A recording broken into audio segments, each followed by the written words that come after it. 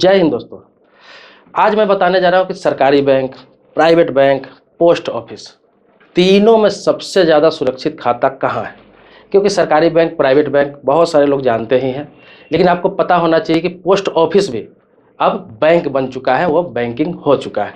तो इसी के लेकर बहुत सारे लोग सवाल करते हैं कि सर बताइए कि कहाँ सबसे ज़्यादा सुरक्षित, कहाँ सबसे ज़्यादा बेहतर विकल्प है जहाँ अच्छा इंटरेस्ट मिले और सुरक्षा की पूरी गारंटी हो। तो उसी सवाल के जवाब में मैं ये वीडियो बना रहा हूँ। आप जानते हैं कि आप जो सवाल करते हैं उसी टॉपिक पर मैं वीडियो बनाता हूँ। आपके मन में कोई भी सवाल होगा आप कमेंट बॉक्स में ज़रूर लिखेंगे, फिर उस टॉपिक पर वीडियो बनाऊंगा। आगे बढ़ने से पहले रिक्वेस्ट करूंगा कि वीडियो को लाइक जरूर करें। अब आते हैं सीधे मुद्दों पे। आपको बता दूं, देखिए सरकारी बैंक हो या फिर प्राइवेट बैंक हो, सरकारी बैंक के बारे में बता दूं तो आपको जैसे state bank of India, bank of Baroda, union bank of India, Canara bank, इसके अलावा आपको बता दूं अभी ये पंजाब नेशनल बैंक, बहुत सारे बैंक हैं। लेकिन इसके अलावा आपको बता दूं प्राइवेट बैंक में आ जाइए HDFC bank, axis bank, ICICI bank, IndusInd bank, तो ये सारे प्राइवेट बैंक। इसके अलावा पोस्ट ऑफिस जिसके बारे में आपने पूछा, तो बता दूं सुरक्षा की बात करें तो कहीं भी आपका पैसा है, चाहे इन तीनों में कहीं भी पैसा है, सभी जगह सेम सुरक्षा की गारंटी है। रही सरकारी बैंक की बात, तो सरकारी बैंक में आपका 1 करोड़ रुपया हो या फिर 1 लाख रुपया हो, आपका वहाँ 5 लाख का ही इंश्योरेंस रहता है। प्राइवेट बैंक में भी सेम ही रहता है। तो प्राइवेट सरकारी बैंक में 1 लाख रुपया हो या 1 करोड़ हो, मैंने बताया, दोबारा रिपीट कर रहा हूँ कि आपका 5 लाख रुपया की गारंटी रहता है। जैसे एग्जांपल के तौर पर बता देता हूँ, जैसे 5 करोड़ रुपया आपका जमा है, 5 लाख रुपया जमा है, 10 लाख रुपया जमा है, 20 लाख रुपया जमा है, अगर बैंक दिवालिया हो जाती है, चाहे वो सरकारी हो चाहे प्राइवेट, आपको मिलना 5 लाख रुपया ही है। इससे ज़्यादा रुपया नहीं मिलेगा, क्योंकि बैंक 5 लाख रुपया की गारंटी लेती है। अब आता है 1 लाख रुपया जिसका रहेगा उसका क्या होगा। तो 5 लाख से नीचे जो भी आपका पैसा है, चाहे 4 लाख है, 3 लाख है, 2 लाख है, 1 लाख है, 50,000 रुपया, मतलब 5 लाख से नीचे है उसकी गारंटी, वो पैसा आपको मिल जाएगा। उससे ऊपर रहेगा तो 5 लाख ही मिलेगा। समझ लीजिए, बिल्कुल आसान भाषा में। अब ये सरकारी है चाहे प्राइवेट है, दोनों का सेम ही कंडीशन है। आरबीआई के गाइडलाइन पर काम कर रही है, आरबीआई के अंडर में काम कर रही है, आरबीआई उसको देख रेख कर रहा है, आरबीआई ने रजिस्ट्रेशन दे रखा। कोई भी बैंक हो, चाहे सरकारी हो प्राइवेट हो, सेम कंडीशन है। इसीलिए आपको डरने की, घबराने की जरूरत नहीं है कि प्राइवेट बैंक में मेरा पैसा डूब जाएगा, सरकारी बैंक में सुरक्षित रहेगा, या फिर सरकारी बैंक में डूब जाएगा, प्राइवेट बैंक में सुरक्षित रहेगा। ऐसा कुछ भी नहीं है, दोनों के लिए सेम कंडीशन है। और आजकल मैं आपको बता दूं, कोई भी बैंक डूबता नहीं है। ये बात बता दूं आपको, इस चीज़ को समझ लीजिए, बैंक डूबता नहीं। जितने भी आप सुनते होंगे, सहारा हो गया, पीएससीएल हो गया, बहुत सारी चिट फंड कंपनी भागी जो है, वो बैंक नहीं थी। इस चीज़ को समझिए, वो बैंक नहीं थी, वो चिट फंड कंपनी थी, नॉन बैंकिंग कंपनी थी। जो बैंक है, जो आरबीआई के गाइडलाइन पे काम करती है, वो कभी भागती नहीं। क्या होता है उसका, जब स्थिति किसी बैंक का खराब होता है, बहुत ज़्यादा खराब हो जाता है, तो उसका शेयर दूसरा बैंक खरीद लेता है, या फिर अपने में उसे विलय कर लेता है, मर्जर कर लेता है। आपने भी हाल ही में देखा होगा बहुत सारे छोटे छोटे बैंकों का, जैसे एसबीआई में बहुत सारे बैंक मर्जर हो गए। आप देख रहे होंगे यूनियन बैंक में बहुत सारे बैंक मर्जर हो गए, बैंक ऑफ बड़ौदा में बहुत सारे बैंक मर्जर हो गए, छोटे छोटे बैंक मर्जर हो गए।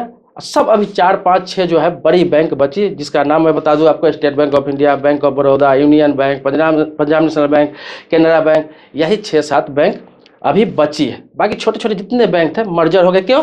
क्योंकि उसका हालत ख़राब हो रहा था, दिवालिया होने के कगार पर था, तो उसको मर्जर करके लोगों का पैसा बचा लिया गया, लोगों का सेम खाता रह गया, लोगों का सेम अकाउंट नंबर रह गया, सब कुछ सेम रह गया, और लोगों को परेशानी का सामना नहीं करना पड़ा। तो ये होता है बैंकिंग सेक्टर में, बैंक डूबती नहीं है ज़्यादातर। आजकल सरकार ने ऐसा माध्यम बना दिया है, ऐसा प्लेटफॉर्म बना दिया है, ऐसा इस तरह के प्रावधान कर दिया है कि कोई भी बैंक डूबने के कगार पर जब जाती है, उसको किसी न किसी बैंक में मर्जर कर दिया जाता है। और मर्जर हो जाने से क्या होता है, आपका सेम सब कुछ रह जाता है, आपको कोई फर्क नहीं पड़ता है, सिर्फ बैंक का नाम बदल जाता है।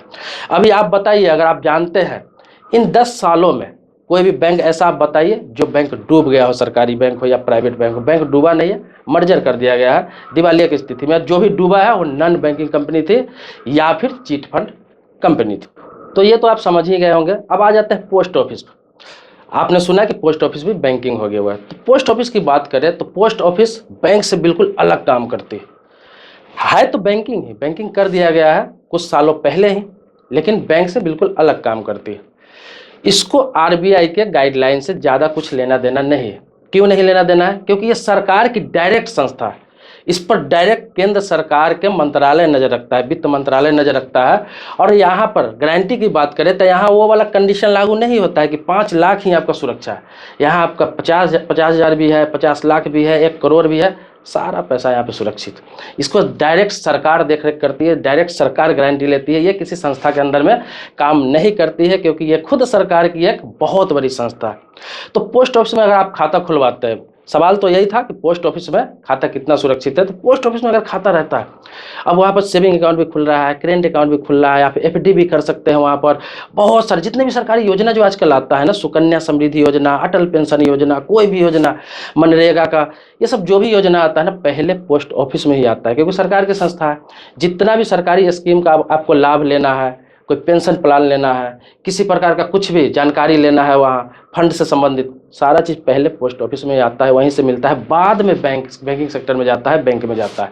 तो इसीलिए सबसे सुरक्षित आज के डेट में पोस्ट ऑफिस को माना गया है। हालांकि जो बड़े बड़े बिजनेसमैन हैं, बड़े बड़े लेन देन करने वाले कारोबारी हैं, तो वो लोग तो खासतौर पर बैंक पे ही भरोसा करते हैं। लेकिन आम आदमी की बात करूँ, मिडिल क्लास लोगों की बात करूँ, नीचे तबके के लोगों की बात करूँ, उसके लिए पोस्ट ऑफिस बहुत ही बेहतर विकल्प। यहाँ पर एफडी भी करते हैं, बैंक की तुलना में यहाँ परसेंटेज आपको बहुत ज़्यादा मिलता है, चाहे सेविंग अकाउंट हो, एफडी हो या फिर अन्य प्लान हो, कोई भी यहाँ इंटरेस्ट भी ज़्यादा मिलता है। इसके अलावा सुरक्षा की पूर्ण गारंटी 100% नहीं 110% यहाँ गारंटी है, बैंक से बहुत ज़्यादा गारंटी है। इसीलिए मन से शंका निकाल दीजिए कि ये पोस्ट ऑफिस है। पोस्ट ऑफिस था एक ज़माने में, हुआ करता था, आज के डेट में बैंक हो गया है। यहाँ भी चेकबुक ले सकते हैं, एटीएम ले सकते हैं, बैंक का एटीएम भी हर जगह लग चुका है, और पोस्ट ऑफिस का भी एटीएम कार्ड आपके पास है तो किसी बैंक के एटीएम से पैसा वगैरह निकाल सकते हैं।